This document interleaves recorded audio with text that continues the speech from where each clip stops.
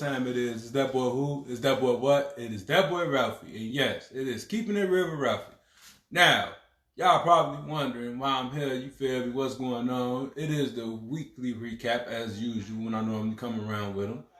And of course, keep updates of what happened during the past week. So, to anybody that is on Twitter, aka X, as they like to call it now, if you're on there, you will see. No. Before I get into the, you feel me, you did everything we had. Okay, we probably have witnessed a few moments ago.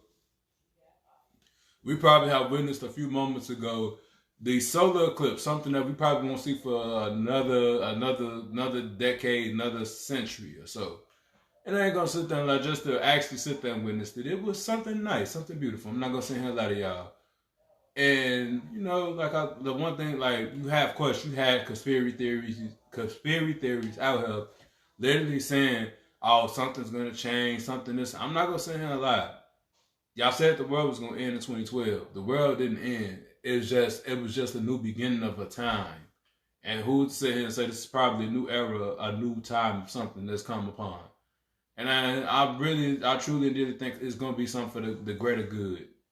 And all that. Hopefully everything around the world changes. Hopefully everything turns into something different. Something good of a difference. How I look at things, of course. But other than that, of course, the weekly recap, like I said, when the video first started. So, of course, Megan Thee Stallion and Glorilla dropped their new song. And I ain't gonna lie, you feel me? I ain't gonna sit here and lie, you feel me? Y'all sitting there saying, yeah, don't get me wrong, yeah, Glow still got it. Get It Sexy still got it. I ain't gonna sit here and lie, but who'd sit here and say, this might be the song of the summer for the ladies? Cause I ain't gonna lie, it's a very, very hot song. It even got a challenge to it. You got all the bubble butts, the BBLs out here shaking booty.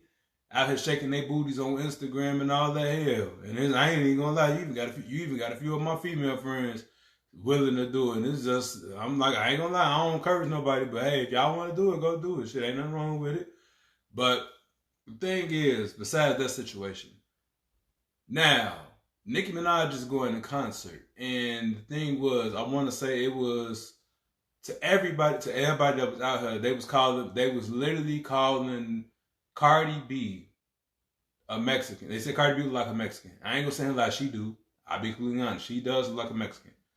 But at the same time, she explained, you feel me, her mother is I think trans, whatever you want to call this stuff, where she's mixed, where she's black and Dominican. So Cardi B had African American in her blood. And of course, everybody was mentioning Ice Spice with the situation, but the thing was Ice Spice, I guess a picture had got shown with Ice Spice and Cardi B at some type of awards. And when it got shown and all this, only God knows how Nicki Minaj is feeling behind this, because if you really think about it, Nicki Minaj, she took Ice Spice under her wing.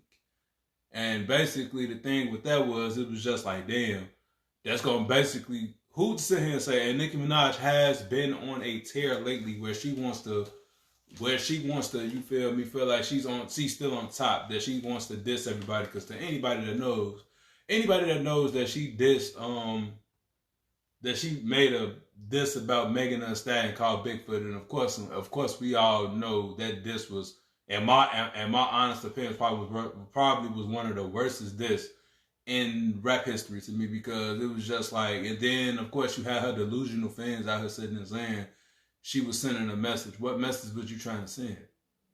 Everything that you said in your song in 2012, stupid whore. Everything you said that you're starting to become.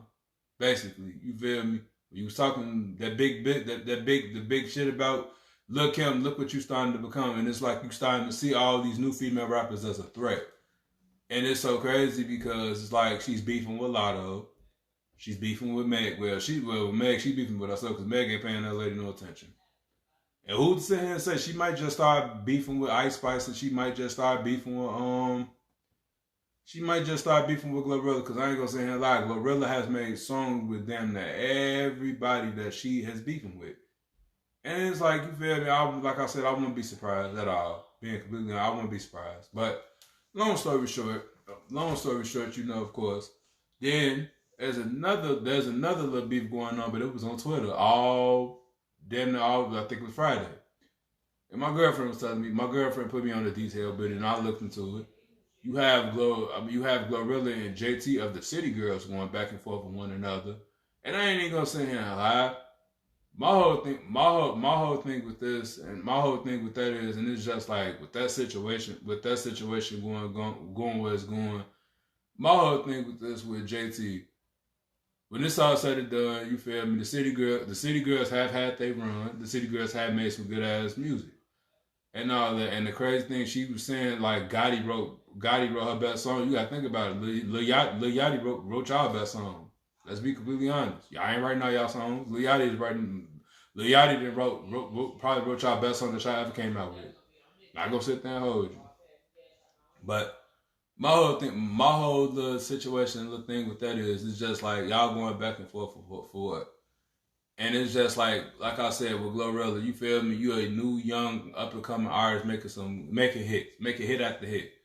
And it's just, you feel me? You shouldn't let nothing interfere with your money. You shouldn't let nothing intervene with what you got going on with that situation. And like I said, you feel me?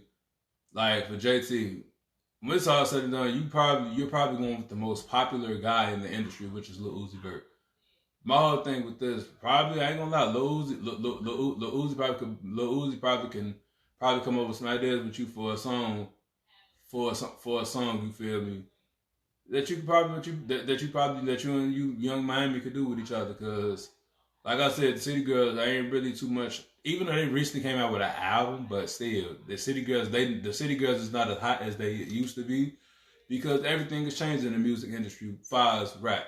That's why I say, you feel me? You still got Lotto out here. You still got Cardi B. You still got Nicki trying to get in, being involved in the sauce. You still got Meg somewhere still trying to be involved in the sauce. It's a whole bunch of what going on in the music industry as far as female rapping. And I ain't even gonna say a lot, like I said, all the women that I've named, there, you feel me? They're not bad female rappers at all. I'm just being completely honest. They're not bad female rappers. They're actually good female rappers, And it's just like I said, with Glorilla and JT. It ain't gonna lie, of course, you got people out here picking sides. Oh, I'm team JT or I'm team Glorilla. I ain't gonna sit here and lie. The better rapper between those two is definitely Glorilla. But y'all really gotta sit here and think about it. The real when Sexy Red came into the industry, she basically took Glorilla's fame and popularity. Even though, don't get me wrong, even though Glorilla got bars, Sexy Red basically came in and took that popularity away from her. And it's just like I said, literally when it's all said and done, you feel me? Hey, like I said, something got to give. You feel me? Y'all gonna have to come to Caitas with this and all this. Let all this shit go and let it ride. That's how I look at the situation. Then recently, we have had J. Cole apologize to Kendrick Lamar. Of course, we both know J. Cole and Kendrick Lamar are top tier friends with each other, and then I ain't gonna lie, it basically was gonna be the top damn near the top two best MCs going at one another, because if y'all really technically want to be honest, this generation of rap doesn't understand Cole or understand Kendrick, because look what they are, literally. It's either people out here still listening to that drill music, the drill music. It's either people out here listening to. You got motherfuckers out here that's listening to Playboy Cardi. Man, Playboy Cardi is pure ass. When I say Playboy Cardi is ass to me, literally. And when I say ass, he is ass. And the crazy part, he still has a fan base. The last song that I really fucked with Playboy Cardi was that, but I forgot the name of that song, but it was hot that year. It was 2017 when that song was hot. And I'm not even gonna lie, that was the first and last song I really fucked with Playboy Cardi. And it's just like, you feel me? And then another thing that kind of like threw me off, you have Drake and Future beefing. Now to people that remember the most dopest fucking album that these two motherfuckers came out with, damn near 7 to 8 years ago. What a time to be alive. That was probably one of the most hottest collabs in the music industry, if you really want to technically be honest.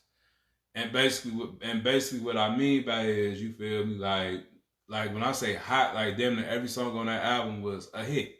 Literally, you can't didn't miss. And the fact that you two are beefing over a female Future, let's be technically honest. You are the toxic king, brother. You can have both of y'all can have any female y'all want, but Future, your desire is to actually be toxic towards women, to actually fuck them up as people portray you. Drake, you supposed to be the certified lover boy, as they show you. And I ain't gonna say how, like, you feel me? There's nothing wrong with that, with how Drake is and how Future is. But my whole thing with this is, but I'm not gonna lie, somebody, which was my girlfriend, did tell me, you might never know, Future probably didn't grew up. Future probably found she probably was the right one for Future. Who to sit here and say it? Or I don't know. It's just like I said, all the shit that Future did when your favorite basketball player, which was Scottie Pippen, then sign your autograph. You fucked the man's wife when you left the Gucci flip flops in his house. So, hey, like I said, it's just a whole you know what going on with that situation. And of course, if y'all really wants to know, I am of course y'all see the championship belt. I am a WWE wrestling fan. I'm not gonna lie, I have been for years. And this past weekend, me and my girlfriend has watched WrestleMania. We watched the whole Lil Dig of WrestleMania. NXT Stand to Deliver and WrestleMania. We watched the two biggest events of wrestling history. Now, I'm not going to sit here and lie to y'all. Stand and Deliver was definitely something to watch and definitely something to get into with. Because, of course, the main event, one of the biggest main events in history, you had Trick Williams go up against his old best friend, his supposed to be brother, Carmelo Hayes, and I ain't gonna lie, they put on a banquet, which was very, very good. And it was just like, of course, not even gonna lie, from point A to point Z, the match was good. And Trick, as you feel me, Trick actually came out and did what he was supposed to do. And then, of course, before that, you have, I guess, if to anybody that knows, The Rock daughter is in the wrestling industry too. And she's busting, and she's a general manager of NXT. And she has made a big announcement for the NXT North American Women's Championship. And I ain't gonna let them motherfucker do look pretty nice. Very nice. And I'm looking very forward to getting it. I'm not gonna hold you. I mean, not me getting it, but I'm very much hungry to see who is gonna be the first female to achieve it. Who's gonna be the first female to actually sit there and win the title. So, hey, like I said, to all my wrestling fans out there, if you love NXT is probably one of the most underrated wrestling shows to watch for WWE. So, like I said, NXT, go check it out. It's not bad at all. Now, WrestleMania. I'm not even gonna lie. This is the WrestleMania that they say was gonna be the best WrestleMania in WWE history. And I'm not even gonna say and lie to y'all. It was, in my honest opinion, top 3 of WrestleManias of all. We seen the bad and we seen the good. We seen The Rock come back after 8 long years and won a match in the tag team match with him and his cousin versus Cody and Seth. Then, of course, they finally then separated the tag team titles. They finally separated the Raw tag team titles and the SmackDown tag team titles from one another. And now it's just, of course, hey, it's like Triple H said, this is a new era. Then, now, forever. And the thing was, is like I said, night one started out very good with it. You feel me? You had Jey Uso versus Jimmy, and I ain't gonna lie, it was a bunch of round of super kicks. You basically just called it a super kick match. That's how I look at the situation. And I ain't even gonna say that lie. Like most people sit there and say the match didn't live up to the hype. The match was decent to me. I'm not gonna say a lot of y'all. The 6-pack ladder match for determine who was gonna be either undisputed or who was gonna go home with one of the tag team titles. Austin Theory and Grayson Waller actually walked out with the titles, with the SmackDown Tag Team titles, which I'm happy for. Then you had the R-Truth and The Miz that pulled off the Raw Tag Team titles, which was brilliant. I'm not gonna lie to y'all. Then, of course, not like I said, damn, I done forgot. That's crazy. I damn near forgot. Gunter, I'm not gonna Gunter and Sami Zayn. I'm not gonna sit here and lie to y'all. I was one of those that was a disbelief that didn't believe in Sami Zayn. But I ain't gonna lie, he made me eat my words and he proved me wrong and he ended Gunther's 666 days reign of Intercontinental Champion. I'm not even gonna lie, I'm happy for him that he actually proved me wrong. And he did his big one. So hey, shout out to Sami Zayn, congratulations to you. Oh, who else? Oh, Rhea Ripley and Becky Lynch. Oh, I forgot about them. I ain't gonna lie, Becky Lynch. People have to give her flowers, and the reason why I say they have to give her flowers because if you technically want to be honest, she was battling the strep throat, and she had 102 degree fever that she was actually still wrestling in. And I ain't gonna lie, they said it was like 52 degrees in Philly, and it felt like it was like 48, 47 degrees. And she still managed to pull that off. I'm not even gonna sit here and lie to y'all. So credit to Becky Lynch for still wrestling that match. But Rhea Ripley was the one that picked the W up. So congratulations to her too. And then who else? Damn. Oh, Rey Mysterio and Andrade. Not even gonna sit here and lie. Rey Mysterio has been wrestling since he was like 16. They say, but it's crazy because Rey Mysterio, the Rey Mysterio I grew up watching, still remember he made his debut in the WWE and he actually made a big impact for himself, even though he was the biggest underdog of all in WWE history. You feel me? I've been watching Rey Mysterio since I was probably like I've been watching him since I was probably like 6 or 7 years old.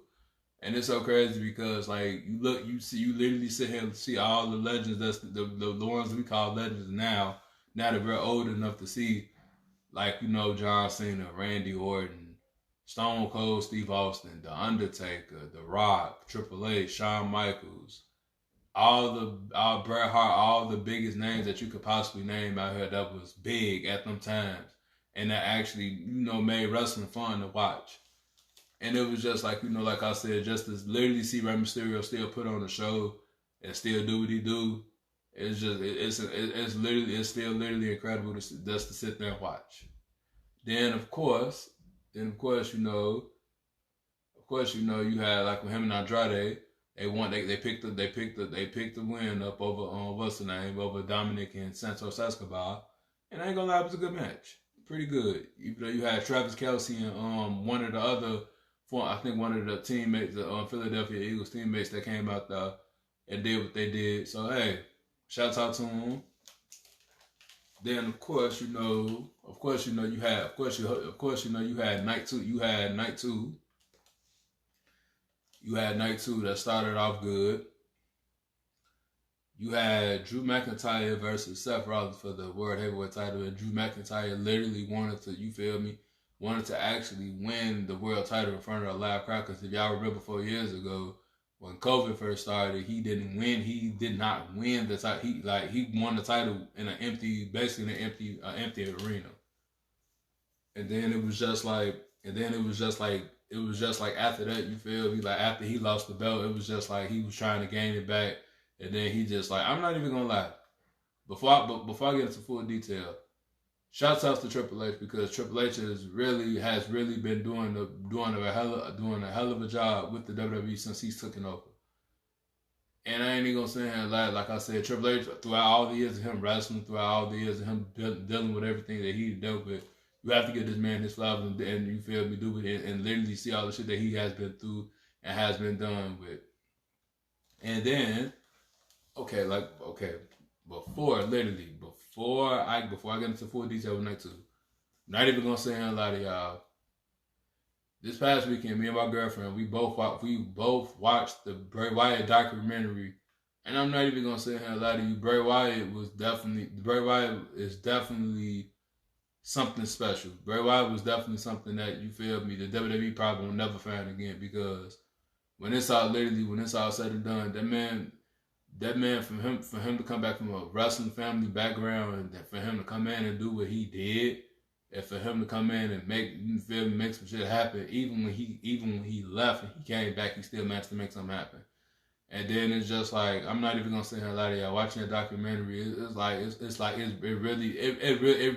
really motivated me to really sit here and say, damn, I want to lie. I ain't gonna lie, and it's been my dream. It's been my dream for a very long time to feel me to get in the ring and wrestle. But I'm not gonna lie, like, you feel me. That kind of like that was one of the things that kind of motivated me, because how creative he was, how so much of a beautiful soul that man had, to the point, you feel me, he was loved, he was respected around the whole industry. And it's just like the impact that he made in that company in such a short brief time was so impactful and was so special. And like I said, there will never be another Bray Wyatt, you feel me, that actually made things that couldn't. He like I told people, when the Undertaker passed him the torch and all that I literally told people he was gonna be the new face of Phil. And this is, like I said, for him just to pass away just up and suddenly, it's like it still doesn't sit right. But I know he's in a better place. And the thing is, it's just like I said, his legacy will forever live on. So long live Bray Wyatt, you feel me? And Uncle Howdy, I know for a fact Uncle Howdy is coming back, so y'all stay tuned to that one. So yeah, just stay tuned to that one. But night 2, not even gonna sit here and lie. Drew McIntyre, that nigga came. He wasn't playing. Started the match off with a Claymore kick, and then they just started whooping each other's asses. Then next thing you know, shit, he went for the leg, he went for the back. He hit, and then shit, he hit Seth with that one last little Claymore that he could and won it. Seth Rollins literally cried and literally told him, "You fucking deserve it, bro." And to those that don't know, Seth Rollins, I'm pretty sure Seth Rollins gonna sit down for a minute, because I'm pretty sure Seth Rollins is finna sit down for a minute, because it's just like, literally since even before he won the World Heavyweight title, Seth Rollins was putting on show after show without a title. So that really sat there and showed you that man was literally dedicated to doing what he wanted to do, and the passion he had for the industry that he's in. And I ain't gonna say a lot, you feel me? Like I said, when it's all said and done, Seth Rollins will go down as one of the all-time greats. But long story short, Drew McIntyre, instead of him just not leaving, he had to taunt Chicago's native CM Punk. And to the point where CM Punk basically kicked his ass, and then Damian Priest came out there and cashed that Money in the Bank in. And I ain't even gonna sit here and lie to y'all. That was truly something entertaining to watch. Now Damian Priest is the World Heavyweight Champion, which is a beautiful thing to see, because I ain't gonna lie, he was getting a lot of criticism on him not cashing the Money in the Bank in. So it was just like, wow, you feel me? He finally made it happen. He finally did it. So like I said, there's a Damian Priest era now, a world champion. And I'm truly and dearly wondering what's next for him, what's next for Gunther. Who's saying, say, Gunther, it's probably already set up for Gunther to win that World Heavyweight title, but we just don't know when, in all honesty. Then, of course, that was the Philadelphia street fight between Bobby Lashley and the Street Profits and the Final Testament, Karrion Kross and AOP, which is the Author of Pain. And I ain't gonna sit here and lie, that was a good ass match too. You had Bubba Ray Dudley as the special guest referee. Then on top of that, you had Snoop Dogg on commentary, which was all very entertaining. And of course, the Street Profits and Bobby Lashley pulled it off. Oh damn. I'm sorry, y'all. I forgot. It's one match I forgot from night 1. Bianca Belair, Naomi, and Jade Cargill. 3 beautiful black women went out there and showed and literally went out there and put on the show and did what they did and did what they were supposed to do. You feel me? And I ain't even gonna sit here and lie, like this is the one thing I always sit here and say with women. Women, don't get me wrong, you always do have men out here that tell women they can't do this, they can't do that, or they always have highly doubts of them. I'm gonna just say this, and I'm gonna just keep it 100. With me growing up in a house filled with females, that in my eyes that wasn't true because I had a grandmother. I had a grandmother that made it happen regardless. I had a mama. I had a mother that made it happen. I had an auntie that made it happen. I damn for sure got a sister that make it happen. And I ain't even gonna sit here and lie to y'all. You feel me? To all the females that's in my family, whether it's my daddy's side or my mama's side, y'all all are beautiful. Y'all all are strong black women. And you feel me? This message right here literally goes to my mom, my sister, my mom and my sister and my auntie, and my grandmother. With all literally with y'all being around me in my life and with y'all literally taking parts of, you feel me, making me the man that I am. And I truly and dearly do, you feel me, truly and dearly sit here and say, y'all made me look up to y'all, and y'all really made me really believe there's hope. And there's, you feel me, there's hope for me in this thing that I'm doing. And y'all motivate me every day. You feel me? And the thing is, without y'all, there's no Ralph. I'm not even gonna sit here and lie to y'all. Without y'all, without those 4 women, there's no Ralph. So when it's all said and done, you feel me? To my mom, Latanza, to my auntie Yolanda, to my sister Devonna, and to my grandma Beatrice Jones, I'm not even gonna sit here and lie. Without y'all, that wouldn't be me. And I love y'all dearly. I love y'all dearly, and I'm truly and dearly hoping y'all come across this video on my YouTube channel. So I love you guys. Thank y'all. But anywho, but anywho, you feel me? When it's all said and done, you feel me? When it's all said and done, like I said, Bianca Bella, Naomi, and Jay Cargill, you feel me? They put on the show and they did everything right like they were supposed to, and it all came into play. Like I said, and they made it happen. And literally, I'm finna say this, and this goes out to every black woman out here in this world. When it's all said and done, don't never let nobody tell y'all what y'all can and cannot do. Whatever y'all want to do, go out there and do it, and put your mind into it, put your heart into it. Because when it's all said and done, us as black people in general, whether you're a black man or a black woman, people's gonna always discredit us and say what we can and cannot do. Like I said, if you got a passion for something, go for it and keep going for it and keep moving forward with it. Keep going. You feel me? Don't never give up on yourself unless, you feel me, tell yourself every single day, let's do it and let's get it. Keep going. You feel me? But anywho, but no, damn. I finished with Bobby Lashley and what's her name. But long story short, damn, what match was after Bobby Lashley? I think it was LA Knight and no.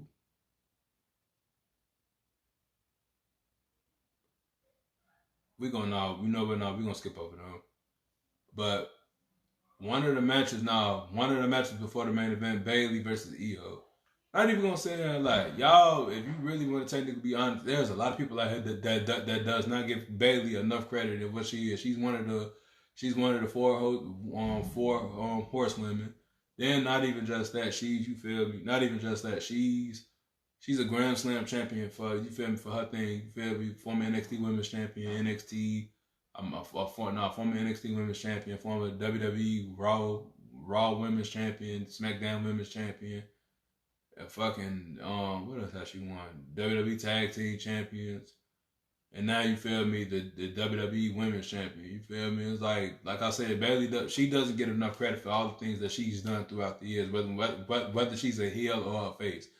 Bayley deserves all the good credit that she can get. And I ain't, like I said, she's definitely in the top tier of GOAT conversation of female wrestling. So, hey, Bayley definitely get her flowers. But the one last thing, this is the main event. Cody Rhodes versus Roman Reigns, number 2. And it's so crazy because last year, you feel me, this one Roman Reigns was still on his hiatus, and Roman, of course, if to most people that know, Roman Reigns literally was, of course, getting help from the bloodline and all that. Even though, and it's crazy because Cody Rhodes had to deal with all this adversity after he lost. Of course, you know, he had to go keep going back and forth with Brock Lesnar. He had to deal with Shinsuke Nakamura. Then, not even then, recently, You feel me? He won. He of course he came through all the obstacles. He won the Royal Rumble. And literally, when everybody thought he was gonna choose Seth Rollins, he chose Roman Reigns. And I said, what's so crazy is him and Seth Rollins developed a friendship, despite their rivalry that they had with one another. And I ain't even gonna sit here and lie to y'all. It was just like I said, before I get to full detail, with night one main event. Seth, I ain't gonna lie. Everybody literally thought Seth Rollins was gonna turn on Cody Rhodes, but the whole time he saved him and he led Roman Reigns to spare the Rock, even though we know it was an accident still. And of course, to add literally the Rock. Of course, everybody know the Rock and Roman won the match, but little do most people know that bloodline. The one thing I told my girlfriend, that bloodline rules can backfire on them, and it did. But this is the thing that happened. Cody Rhodes basically went through a lot of adversity. Like I said, had to fight Brock Lesnar. All his adversity that he had to really, really deal with. I mean, what he had to really deal with to get back where he was at. And then it was just like even before then, it was just like 2 years, like 3 years ago. No, it was 2 years ago. 2 years ago, you feel me? He made it. He made his return back to WWE to do something that his father never did, and that was to win the WWE title. And it's like when you really sit back and think about it and look at it, it's like, damn, you feel me? Like, if you really sit back and look at it and think about it, like, damn, you feel me? This man basically started his own company. He didn't even want to win the world title in his own company, which was like, wow. He did win the TNT title, but all the adversity that Cody Rhodes went through, basically, the man basically went to Ring of Honor, wrestled in New Japan, and became the leader of a Bullet Club, left New Japan, started his own company at AEW. I ain't gonna lie, when AEW started, everybody and their mama thought AEW was gonna be better than WWE, even though they're failing right now, in my honest opinion. But long story short, Cody Rhodes, basically, you feel me? Like I said, Cody Rhodes made his return 2 years ago, and it was just he set out for one goal, and that was to finish the story. And it was just like I said, and I knew, I literally thought last year was gonna be the year that he finished the story, but it works. Triple H, of course, Triple H, him being a good storyteller, Triple H basically said, you know what, we're gonna do this my way. And the thing was, you feel me? Like, of course, you feel me? With that being Triple H good storytelling and everything, like, they lost night one, so now it's under bloodline rules. So basically, Cody, of course, Cody basically feeling like, damn, now if I don't do this, I'm not getting another opportunity at shit. So, hey, they went out there and they put on a match. They went out there and they put on a match. They put on a hell of a match. And literally, when we literally sat here and thought that when Jimmy came out there, then you seen Jay come out there, speared him off stage, and you seen Solo come out there, then all of a sudden you seen John Cena come out there and did what he did. Then The Rock, then out of nowhere, The Rock come out there. Then the Shield music hit. I ain't gonna lie to everybody literally thought that was Dean Ambrose, aka John Moxley, and Seth Rollins to come help Cody, but it was just Seth. Then out of nowhere, I know most people were expecting Stone Cold Steve Austin, and I'm pretty sure that was last minute with the Undertaker, because the Undertaker was there in attendance. I'm pretty sure that was like last minute for the Undertaker to make an appearance and help out Cody. And then Cody went for the 3 crossroads, and then after that shit, he ended a reign that we probably would never see in this century of time. For a man to hold the title damn near 4 years, for a man to hold the title for 1,316 days was impressive, in my honest opinion. Like, Roman Reigns, I'm not gonna sit here and like hate him or love him. Roman Reigns is definitely gonna go down as one of the all-time greats in history, if you really want to be honest, because Roman Reigns really had that it factor. Then not even that, Roman Reigns came from a lot of fucked up adversity too, if you really want to be honest. Think about it. When the Shield first split, Roman Reigns, people was criticizing him how he couldn't cut a promo, how he couldn't do this, how he couldn't do that, and it's just like look how so much he didn't turn it around. Had Paul Heyman as his special counsel, man, you feel me? And Wise, man, then not even that. He probably started one of the all-time greatest faction of WWE history, the Bloodline. And it was just, even though the Bloodline was crumbling, you feel me? They still found a way to make the Bloodline interesting after all these years. And it's just like, I'm not even gonna say a lot of y'all. Roman Reigns, like I said, Roman Reigns, hate him or love him.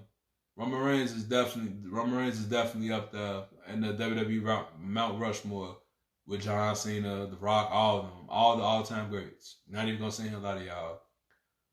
But Cody Rhodes, I'm not gonna say a lot of y'all. I'm very, very happy for Cody Rhodes that he finally gets to finish his story. But one of the biggest questions is, what is next? What's next? Like, what's next for Cody? You feel me? What's his next challenger? What's his next storyline gonna be? Like, and I'm pretty sure Triple H got something cooking in the kitchen for Cody. Some very interesting for Cody. So hey, within time we definitely will see how that's gonna play out.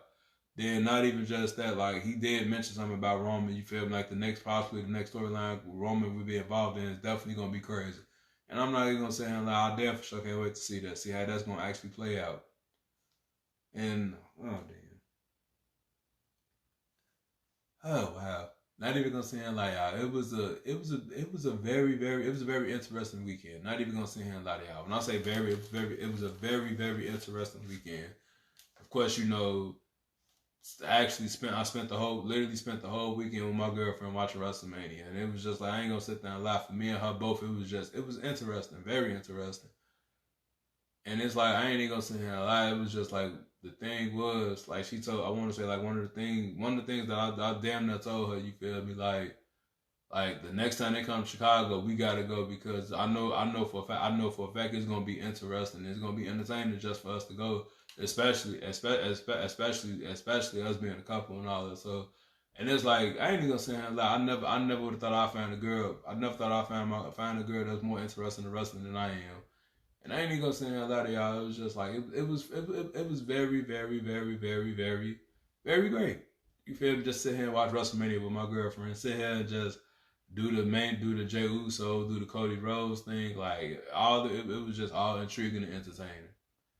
But I ain't gonna say a lot of y'all. Like I said, pretty soon, change is coming to keeping it real with Ralphie. Well, it's gonna be a lot of different things because I am, of course, if y'all know, Mama said we need to start doing some skits or something. So I ain't even gonna say a lot of y'all. I've been thinking very highly about that, about doing skits. And I ain't gonna lie, I'm looking forward to doing it. I'm looking forward to putting it on my YouTube channel so people can have a chance to witness. You feel me? How funny everybody in my family is. Cause I ain't gonna lie, I do got some funny family members.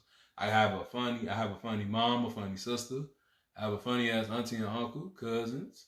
Everybody's funny around me. So, hey, like I said, you feel me? Y'all stay tuned around that. Like I said, I will be coming back with story time with Ralphie sometime. So y'all, you feel me? Like I said, y'all be looking forward to all that. So, literally, when it's all said and done, keeping it real with Ralphie is gonna be anything that's involved in my name gonna be big because I'm trying to make something big out of myself, and I'm trying to do something. You feel me? Trying to do something big for myself and my family is also. So you feel me? Like I always say, y'all stay tuned for it. Y'all be around for this because, like I said, I'm here to. You feel me? I'm here to entertain. I'm here to. You feel me? Make everything. I'm here to make everything different for anybody that's around me, whether it's friends or family. So hey. Like I always say, your boy Ralphie gonna always be here. Your boy Ralphie gonna always keep it real with y'all. I'm always gonna give y'all a story.